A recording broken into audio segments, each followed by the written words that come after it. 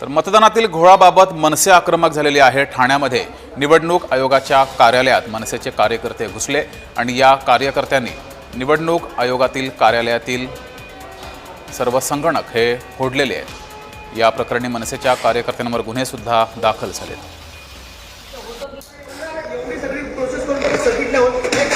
कशाला पाहिजे system accept नाही होते, आमची चूक आहे। आम्ही मतदानापासून वंचित राहायचं आमची चूक आहे। हा, लोकशाहीला काडी लावायला घेतलं तुम्ही निवडणूक आयोगाने। हे बघा तिथे होतच नाही, सिस्टीमच चालत नाही। काम कसं होणार मला सांगा।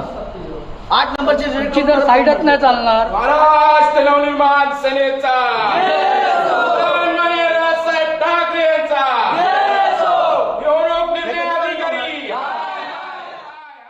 आज 8 नंबर फॉर्म भरून 25 दिवस झाले, परंतु यांच्याकडनं एकाही व्यक्तीचं मतदार नाव नोंदणी करण्यात आली नाही। पुन्हा दुसरी व्यक्त सांगायची तर 6 नंबरचा मतदार जो 18 वर्ष पूर्ण होतो त्याला घटनेने लोकशाहीने दिलेला अधिकार आहे का त्याला मतदान नाव नोंदणी करून घ्यायलाच पाहिजे।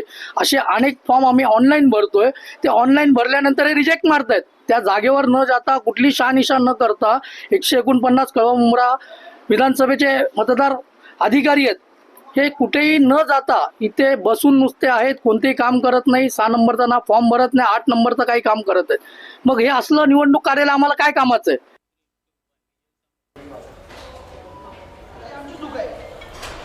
हा, लोकशाहीला काडी लावायला घेतलं तुम्ही निवडणूक आयोगाने। हे बघा तिथे होतच नाही, सिस्टीमच चालत नाही।